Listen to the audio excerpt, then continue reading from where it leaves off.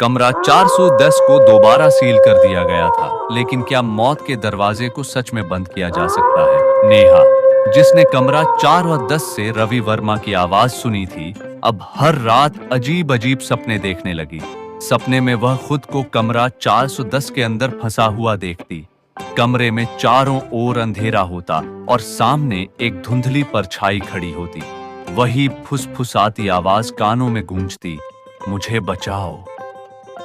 हर बार जब नेहा सपने से जागती, उसे अपने कमरे में एक अजीब सी ठंडक महसूस होती।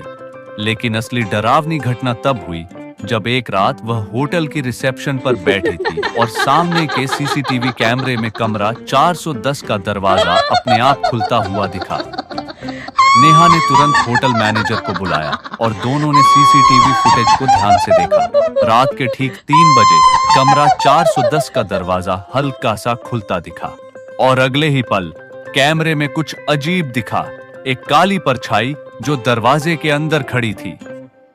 नेहा और मैनेजर ने हिम्मत करके अगले दिन कमरा 410 खोला। अंदर घुसते ही ठंडी हवा का एक झोंका आया। कमरा पूरी तरह खाली था, लेकिन फर्श पर गंदगी में किसी के पैरों के निशान थे, जैसे कोई अभी अभी चला हो। दीवार पर खून से एक नया संदेश लिखा था, अब अगला कौन? नेहा अब जान चुकी थी कि रवि वर्मा जिंदा नहीं है, लेकिन उसकी आत्मा कमरा 410 में फंसी हुई है। उसने एक तांत्रिक को बुलाया, जिसने कहा, कमरा 410 एक प्रेत लोक का द्वार बन चुका है। जब तक रवि की आत्मा को मुक्त नहीं किया जाएगा, तब तक मौतें होती रहेंगी। रात के 3 बजे तांत्रिक ने कमरे में पूजा शुरू की।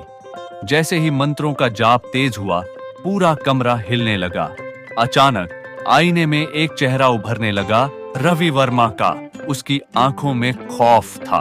उसने तांत्रिक की ओर देखा और कहा, मुझे यहां से निकालो, वो मुझे जाने नहीं दे रही। रवि की आत्मा की बात सुनकर नेहा ने हिम्मत जुटाई और पूछा, कौन तुम्हें रोक रहा है? आईने में रवि के पीछे अचानक एक और परछाई उभर आई, वही महिला की आत्मा जिसकी हत्या हुई थी। उसने गुस्से में कहा, कोई यहां से नहीं जा सकता, यह कमरा अब मेरा है। और अगले ही पल पूरा कमरा गूंज उठा भयंकर चीखों से। तांत्रिक ने मंत्रों का जाप तेज कर दिया, लेकिन अचानक सब कुछ काला पड़ गया।